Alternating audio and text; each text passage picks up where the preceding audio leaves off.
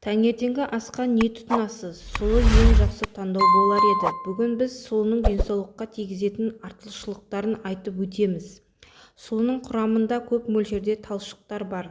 Бұл асқазанға жеңіл әсер етіп, ішек жұмысының дұрыс жұмыс жасауын қамтамасыз етеді. Ерімейтін талшықтар ас қорытуды жақсартады және іш қатуды болдырмайды. Сондықтан таңғы асқа бір табақ сұлы ботқасы сіздің денсаулығыңызға үлкен пайда әкеледі. Сұлы жүректің жақын досы, оның құрамындағы бета-глюкан холестеринді төмендетуге көмектесетін компонент. Зерттеулер бойынша сұлы күнделікті пайдаланғанда жүрек қан тамырлары ауруларының қаупін азайтады. Күн сайын сұлы жеу денсаулықты сақтау үшін оңтайлы қадам. Сұлы қандағы қант деңгейін бірқалыпты ұстап тұрады, өйткені оның көмірсулары баяу қорытылады.